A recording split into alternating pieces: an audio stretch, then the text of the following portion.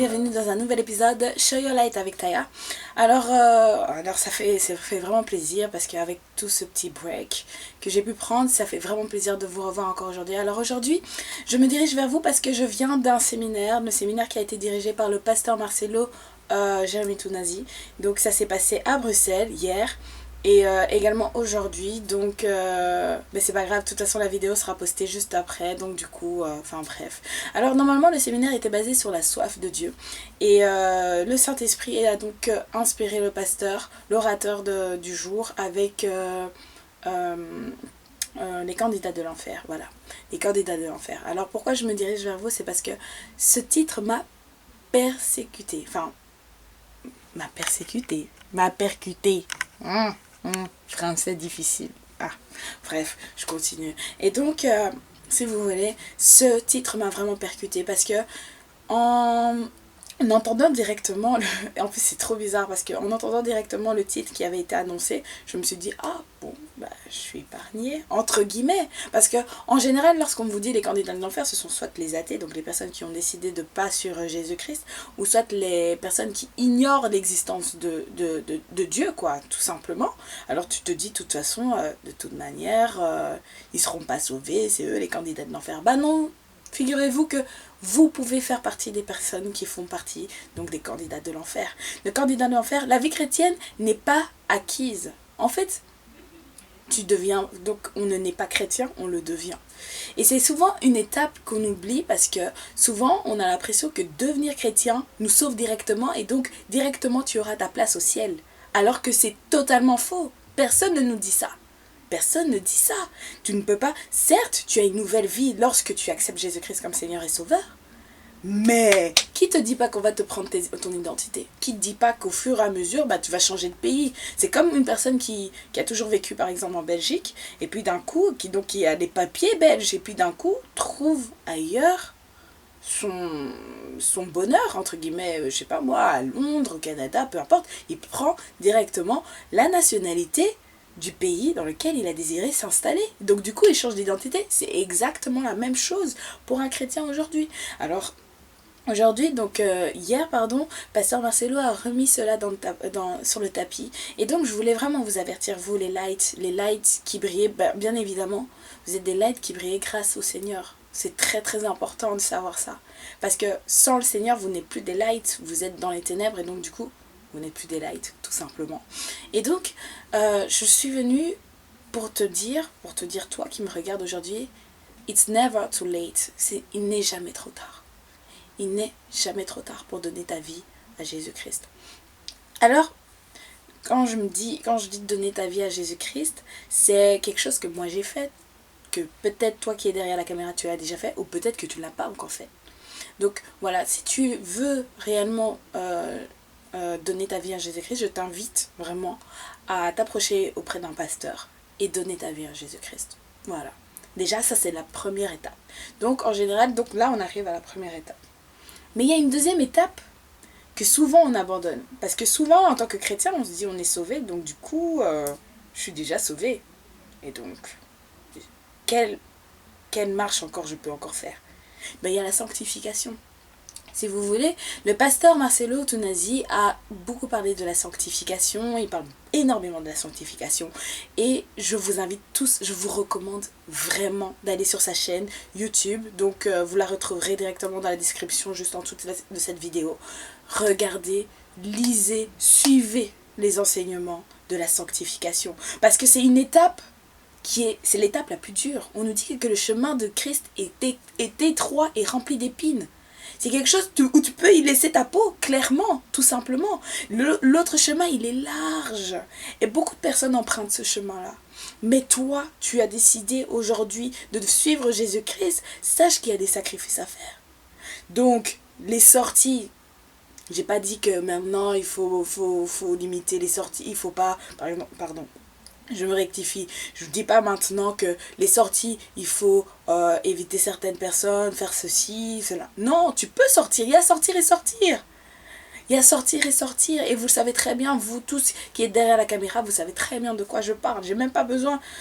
On nous a tellement On nous a tellement parlé de ce sujet-là, sortir et sortir. Vous savez très bien, tu peux sortir avec tes amis sans pour autant te saouler ou encore boire pour des personnes qui sont vraiment, voilà. Moi, je vous conseille de ne pas boire tout simplement. Pourquoi? Parce que on nous demande d'avoir toujours un esprit qui puisse comment on appelle ça encore, qui puisse être au contrôle de tous tes faits et gestes en fait. Tu dois pas être sous l'emprise de l'insouciance ou l'inconscience et voilà, agir comme ça, non. Parce que faut savoir que le Saint-Esprit est en toi, donc moi la boisson alcoolisée avec le Saint-Esprit ça ne coïncide pas, donc du coup pour moi c'est quasi nul quoi. Donc pour moi c'est vraiment quelque chose que je tiens vraiment que tu puisses comprendre réellement que tu es une light là, comme tu es une light, tu es une lumière que Dieu a mis au monde, tu es le sel de la terre. Tu es le sel de la terre, tu es là pour éclairer les personnes qui sont autour de toi. Le fait que tu crois aujourd'hui au Seigneur, eh ben, faut savoir qu'il y aura de l'impact sur les personnes qui seront autour de toi. D'office, il y aura de l'impact. Tu ne peux pas être tout simplement chrétien. Moi, j'ai pas envie de te dire, mais moi, on m'a toujours dit, ah, toi, elle est de toute façon, elle est avec son Seigneur. Elle est avec son Seigneur. Mais je préfère, finalement, en grandissant. Avant, je vous parle sérieux, j'étais embarrassée et je voulais vraiment enfin, comment dire, m'éloigner de cette identité qu'on m'avait donnée. Et pourtant, Dieu m'avait donné une identité. Et même les gens qui étaient à l'extérieur voyaient cette identité. Mais moi, je ne pouvais même pas savourer cette identité parce que si vous croyez... La vie en Christ, c'est trop difficile. Dans le sens où toi, tu as l'impression qu'on t'insulte alors que tu es aimé auprès de Dieu. Et c'est ça le grand problème de certaines personnes. C'est que certaines personnes n'arrivent pas à voir la valeur qu'ils ont. Et lorsque les personnes qui sont dans les ténèbres qui sont là en train de dire « Ah, mais regarde, elle sait même pas s'amuser, elle sait même pas ça, elle connaît pas la dernière danse, elle connaît pas la dernière musique, et tout, etc. » Gloire à Dieu, remercie le Seigneur que tu es en dehors de tout ça. Que tu es en dehors de ça. Et poursuis ton chemin. Poursuis ton chemin. Tu sais même pas si plus tard, tu vas impacter un d'entre eux, les personnes qui te pointaient du doigt là. Ce sont les mêmes personnes qui vont venir chez toi lorsqu'il y a un problème. Ce sont les mêmes personnes qui vont venir chez toi pour te demander qui est ton Dieu. Donc tu es gagnant dans tout ce que tu fais. Tu es gagnante ou gagnant. N'aie pas peur. Cette identité-là, prends conscience de cette identité-là. Vous savez, dans Matthieu 16, verset 24, il est dit que si quelqu'un veut venir à moi, qu'il renonce à lui-même, qu'il se charge de sa croix et qu'il me suive. Waouh! Si quelqu'un veut venir à moi, si quelqu'un veut venir au Seigneur, qu'il renonce à lui-même. C'est exactement l'exemple que je viens de vous dire. Tu dois renoncer à certains trucs. Tu ne peux plus être dans le move, être chrétien cool. Non, parce que je vais faire une vidéo sur chrétien cool. Les chrétiens cool. Les chrétiens qui laissent tout. C'est ça. En fait, cette identité-là n'a pas raison d'être. Parce que ça veut dire que tu ne renonces pas à certains trucs pour que tu puisses être cool. Tu es laxatif sur certains sujets. Tu peux laisser aller sur certains sujets parce que tu es cool. Mais ce cool là, c'est cool version... Non, c'est cool selon le monde. Donc du coup, tu es mitigé. Tu es chaud, froid. Et vous savez très bien qu'est-ce que Dieu fait avec les tièdes. Dans 2 Corinthiens 5, verset 17, ils disent que si quelqu'un est en Christ, il est devenu une nouvelle créature. Tu dois abandonner toutes ces choses-là. Tu dois abandonner. J'aimerais vraiment qu'à travers cette vidéo, je ne puisse pas vraiment... C'est la première fois que je fais vraiment ce genre de vidéo. Mais c'est vraiment pour que tu puisses comprendre réellement que tu dois abandonner toutes ces choses-là. Tu es devenu quelqu'un en Christ. Tu as donné ta vie en Christ. Hier encore, j'ai vu tout ce nombre de jeunes qui ont donné leur vie en Christ. J'avais les larmes aux yeux. J'avais les larmes aux yeux. Mais il faut que tu comprennes que tu es une nouvelle créature. Et donc les choses que tu faisais hier ne vont pas se répéter aujourd'hui. Les choses que tu faisais même avant-hier, avant, toutes ces choses-là. Mais non, ça ne va pas se répéter aujourd'hui. Tu es devenu une nouvelle créature. Tu as une nouvelle identité. C'est exactement ça. Et c'est vraiment ça. Le message que je voulais vraiment. Je pense que même aujourd'hui, parce que normalement j'ai église, mais je ne sais pas. Aujourd'hui, je vais encore aller voir Pasteur Tounazi, parce qu'aujourd'hui, je dois toucher les gens. Je dois toucher les gens. Je veux pas faire cette vidéo simplement pour que... Non, ça me dit rien. Ça fait longtemps que j'ai plus fait de vidéo même. Mais je veux vraiment que vous puissiez comprendre qui vous êtes. Cette identité que Dieu vous a donnée. S'il vous plaît, ne tombez pas. Ne tombez pas. Ne tombez pas. Et surtout, quand tu regardes cette vidéo-là, ne pense pas que tu es épargné. Parce que tu sais pas qu'est-ce qui peut arriver dans 1 an, 2 ans. Sache que Jésus, il est rentré. Il est rentré dans le désert en jeûne pendant 40 jours. À sa sortie du jeûne, directement, Satan était là. Il était là à son entrée. Si tu n'es pas blindé, tu peux retomber. Parce qu'il faut savoir que l'ennemi connaît aussi. Quand je dis l'ennemi, c'est aka le diable. Ok? Aka le diable. Et donc, moi je vous dis, l'ennemi sera là toujours à ta porte pour t'attendre, pour te faire remémorer que tu n'es pas parfaite, que en fin de compte, tu n'as aucune valeur. N'oublie pas d'où tu viens. Surtout cette phrase-là, n'oublie pas d'où tu viens. Et donc tu vas laisser tout ce monde pour ça. Eh ben oui, tu lui réponds oui, je vais laisser le monde pour Jésus-Christ, pour mon Dieu, pour vivre une réelle vie de sanctification. Je vais vous parler un peu de la sanctification. Dans 2 Corinthiens 7, ils nous disent que ayant de telles promesses bien aimées, oh là là, ayant de telles promesses, les promesses sont ici, dans la Bible, ici.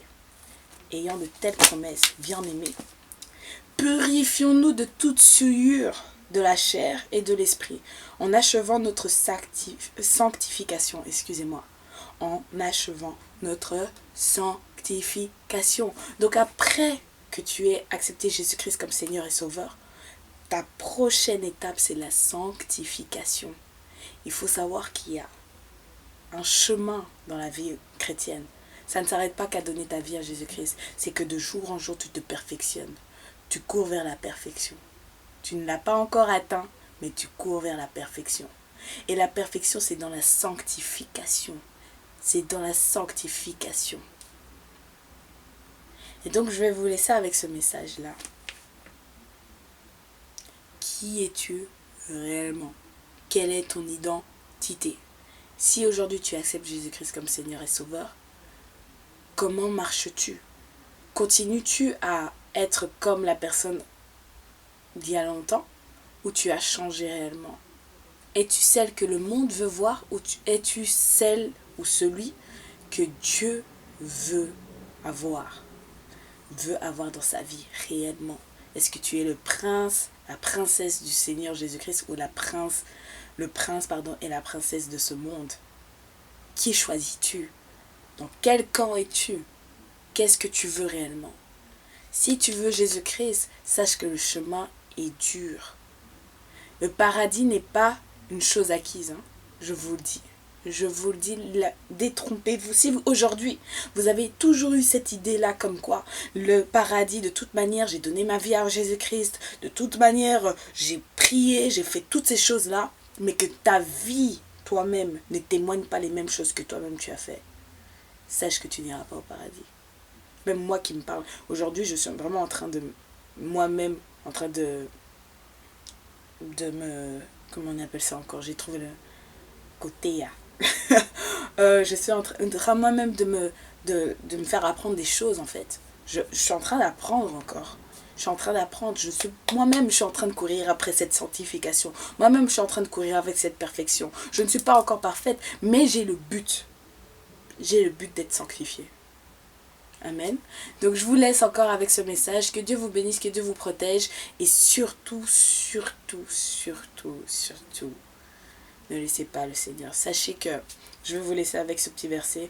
Dans Ésaïe 26, on dit l'Éternel, confie-toi en l'Éternel. L'Éternel est le rocher des siècles. Amen. C'est un rocher qui ne bouge pas.